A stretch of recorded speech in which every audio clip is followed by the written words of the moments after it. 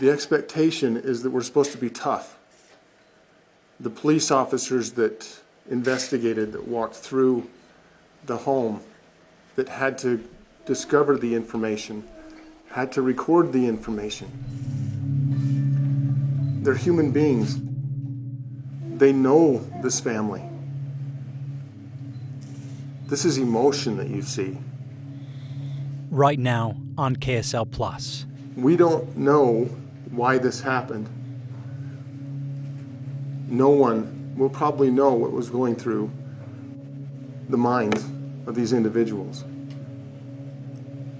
However, we do know that they were our friends, they were our neighbors, and that we loved them. In the week since 8 people were shot and killed in their home in southern Utah. It's not too often something like this hits very close to home. In fact, the Hates were my neighbors.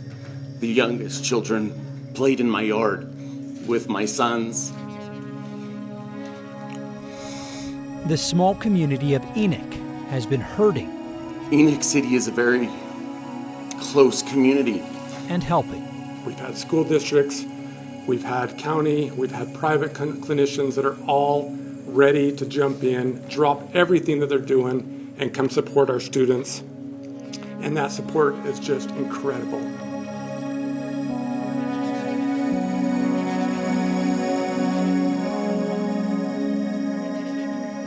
I'm Matt Rascone, and this week, my conversation with Enoch's city manager, Rob Dotson, who has sort of become the face and voice of the community during this difficult time.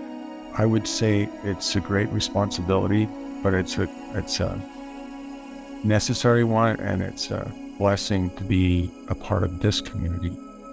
It's they're my friends, they're my neighbors. I'm just one of them. We talk about the impact this horrific event has had on the city and the good things people have been doing since to support family members, friends, and first responders.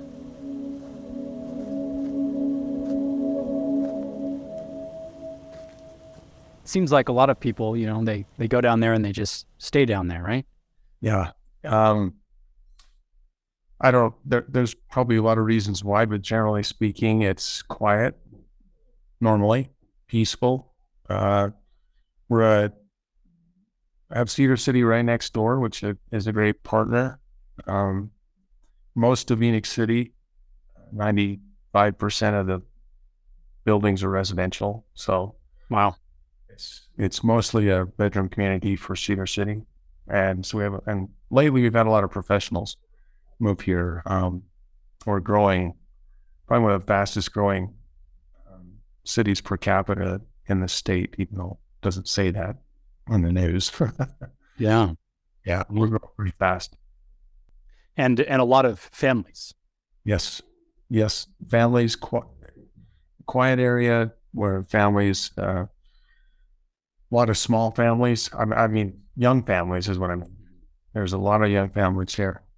If you were to just sort of reflect on the days following and just sort of the impact on the community and what you're seeing since, how would you describe that now that you're a few days removed? Yeah, now that we're in the next week after this horrific event, what's happened is there's been such an outpouring. I don't know how to describe it other than a deluge of requests for help to help. In this type of situation, the challenge is, who do you help? Who is it that needs the most help, and where can those resources go? And typically in a situation with family, there's going to be some immediate family that's left. But in this case, they're not. And so right now, the extended family, the brothers and sisters and cousins, aunts and uncles, they're the ones who are most impacted by this situation, by what's happened here. And so there's been a lot of resources that have been requested to go to those families, specifically for the funeral or the funerals, specifically to help with maybe some counseling, and that's the primary focus. I think the people want to do something. They want to donate. They want to provide something. And that just goes to show what kind of communities we live in, where people, although they weren't physically impacted by the event, they were emotionally, mentally impacted. Well, and that's what strikes me about this situation is that you have people that are reaching out, wanting to help, and these are the same people that may need some just support themselves, right? Just because of how tight-knit the community is. Yes. And that has been an amazing thing that's come out too, is those who have the tools available, who have the expertise, the knowledge, they have also been a part of that outreach.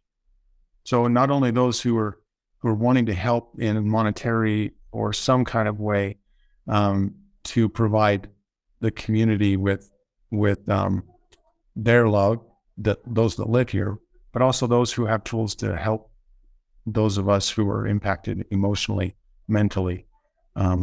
They're coming out in droves also. Tragic shooting, friends and strangers in the community are coming together to help out. The Haight family was well known. They were loved, and as news specialist Matt Rascone shows us, people are determined to give back. Yeah, we know so many, those who knew the family and those who didn't. Several of my colleagues and I took off down to Enoch not long after we learned about the shooting. And on one of the mornings, one of my colleagues and I watched a man pull up near the Haight's home at around 6 a.m. It was still dark outside. He got out of his car and walked over to a small memorial near the home, brushed off the snow, repositioned the items, and then jumped back in his car and left. The memorial included a wooden bench he had made and several stuffed animals, flowers, and candles people had dropped off. I caught up with him a little bit later. He said he was too emotional to talk, but said he and a couple of others in the neighborhood had taken it upon themselves to keep that memorial looking nice. Over the last several days, the offer of help and support for the community has only grown. The What's Really Happening in Southern Utah podcast. This is Dan Kidder. Today we're going to have in the studio with us the executive director of the Canyon. How to help the Services. community was the Her name is topic on Caitlin Dan Sorensen. Kidder's She's gonna podcast. Talk with us about what has happened in this community and resources that are available. A longtime resident of nearby Cedar City. It doesn't matter. People from all walks of life will come together in this community. I didn't know this family, but what I did know is many of the law enforcement officers who had to respond to this tragedy. And we always talk about, what law enforcement officers get paid, but we never ask what does it cost. There were 8 killed, but there were dozens wounded, and they're going to carry that trauma with them for the rest of their lives. They'll never be able to move past what they witnessed in this horrific event.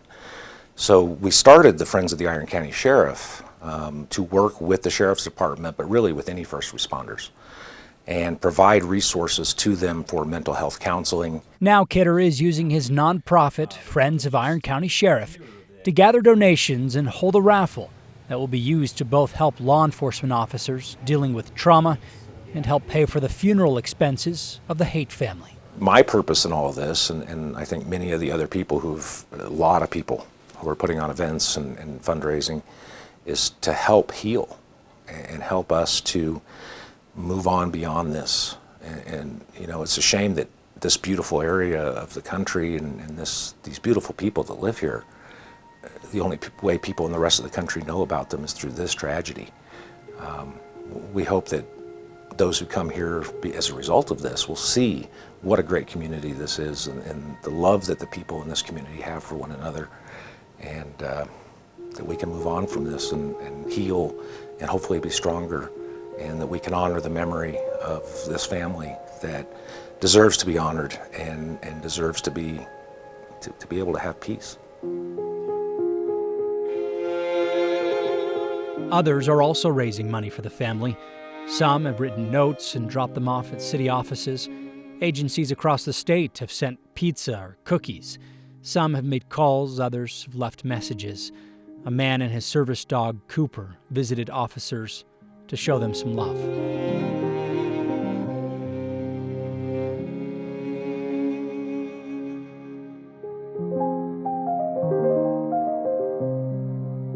I think the most poignant example I can give, and I might get a little bit emotional, and please forgive me for that, but this means a lot. Yesterday I was with our police chief and a member of the Hate family on site, and a young man was watching by, going home from school, a neighbor, and the family member saw him walk by, saw on the young man's face, called to him, walked over, said a few words, and gave him a hug. And the boy walked away with a smile. I don't think there's anything more important than, sending pizza is fantastic. Yeah, having a candlelight vigil is necessary. The calls from Kaysville Police Chief, from neighbors and friends, and from organizations all over the United States. Those are great, and those are needed, and those help. But I think the story of the family member and the young neighbor, that's what's most important. And that's what we need to do from here on forward, is to remember that those who suffer need each other. And we can do that. That's very possible, and it doesn't cost anything.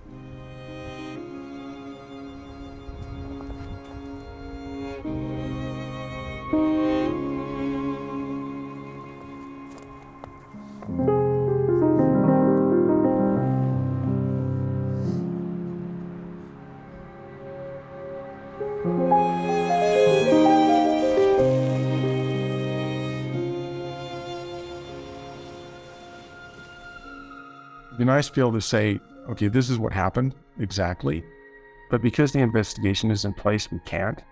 But the rumors that are being spread out there by people who say they know, they're not helping anybody. In fact, they cause more anguish and pain on behalf of those who are close. If people would just be mindful, and I don't know how you stop that. People say things, but wait till the truth comes out before we start spreading lies. That's all I know. Here's what we know so far about the shooting and the days and weeks leading up to it.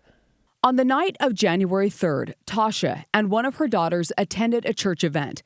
The morning of January 4th, Tasha missed some kind of appointment.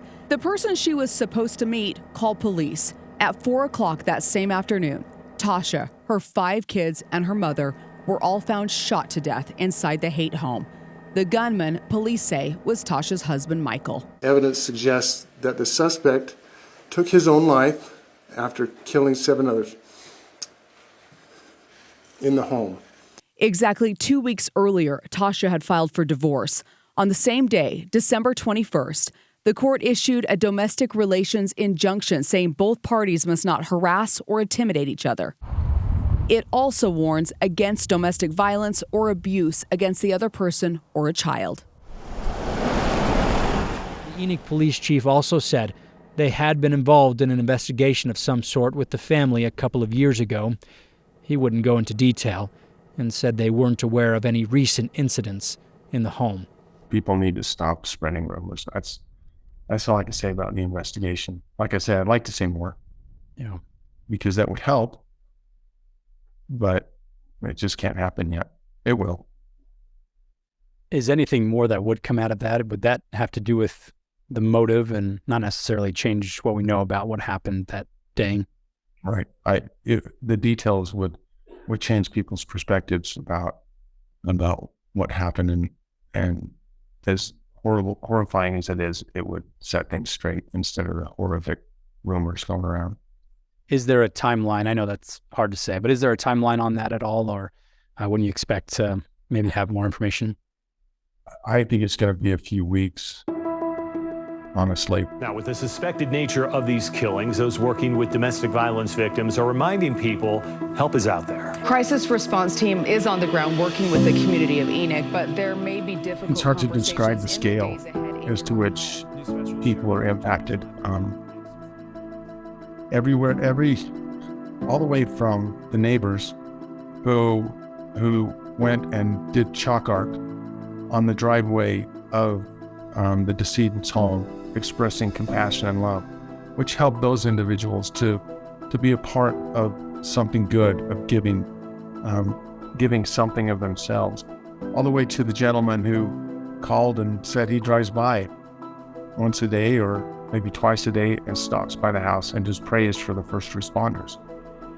For those who were impacted mentally and emotionally by seeing this, the results of this horrific event. And then people who are sending emails and calls from across the nation, requesting, wanting to do something for somebody because it's triggered an emotion in them that has been a good thing for them to outreach, to reach out to others. And it is global. It is global. It weighs heavy on the first responders. We are coming so far in our efforts to destigmatize officers, first responders getting help. First responders have the job to actually go and investigate, to make sure that the community is safe. They're on the front lines. And when they see and experience these types of things, they have to be able to process these events in their minds and talk about them in an atmosphere where being tough is, and being strong is almost horrifying. And it is a part of being strong that first responders are able to reach out and to talk about and to process these things with professionals. That is part of being strong, is not just holding it in, which isn't good, but part of being strong is being vulnerable and saying, yes, this impacted me. There's more strength in that than there is in holding it in, I guess. We've got work to do still. I mean, I know there's agencies who still are a little bit uncertain, and officers who still don't want to say anything for fear of their job. And we have just got to put that aside and be vulnerable. How large is your police department? We have 7 officers, full-time officers, and a couple of part-time. And I imagine it's the whole department that would be involved in this. Plus, I understand that you guys are receiving some assistance from the sheriff's office or maybe Cedar City. That's correct.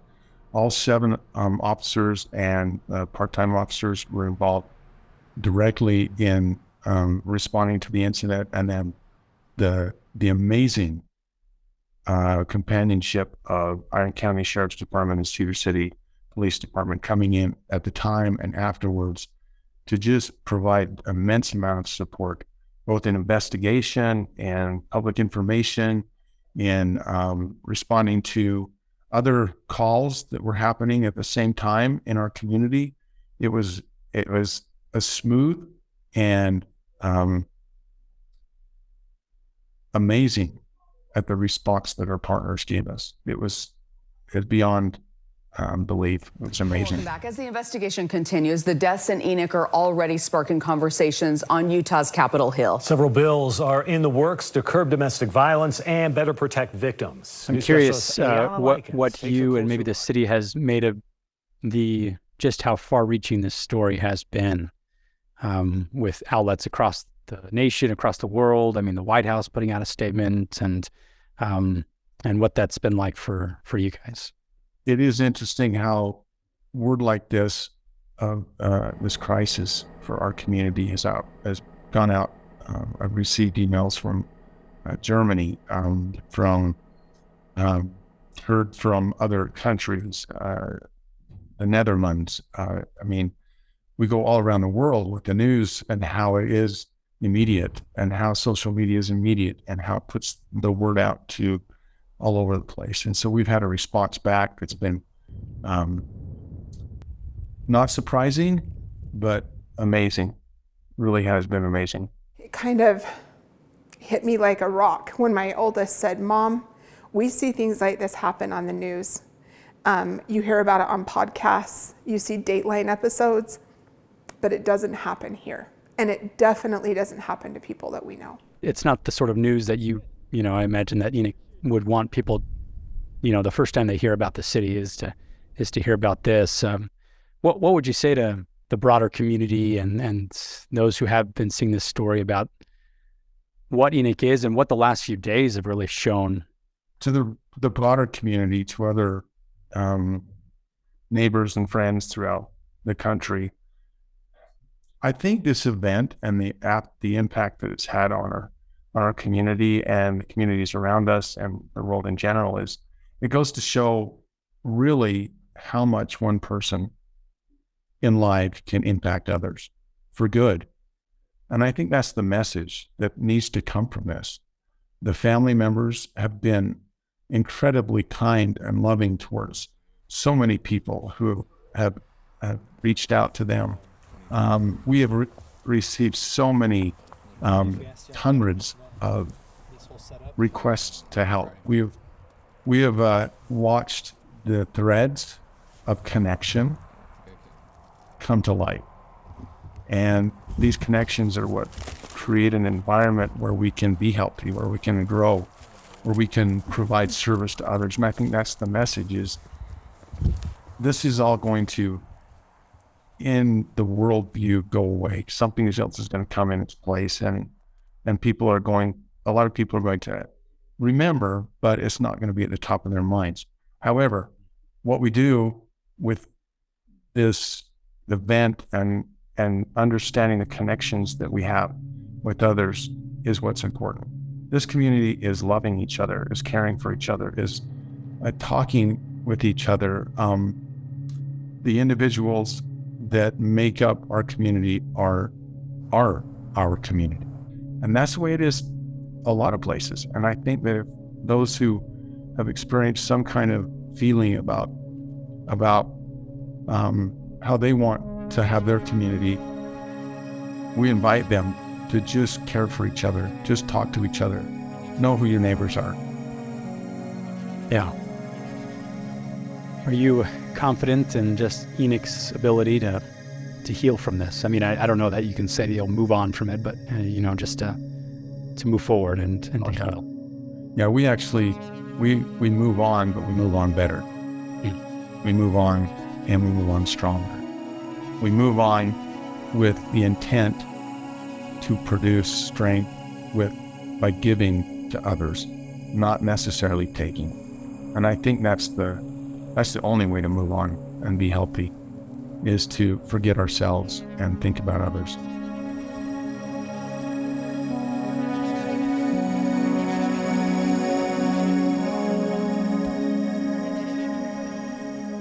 Funeral services for Gail, Tasha, and Tasha's 5 children will be held in southern Utah on Friday for family and friends. And the candlelight vigil will be that same night from 6 to 8 p.m. as you heard at the Enoch Recreation Center. If you or anyone you know is struggling with thoughts of suicide, there is help available. You can contact the National Suicide and Crisis Lifeline at 988. And there are also resources for those dealing with domestic violence. You can call 1-800-897-LINK. That's 1-800-897-5465, or visit udvc.org. That does it for us this week on KSL Plus. I'm Matt Rascone. I'll see you again next week.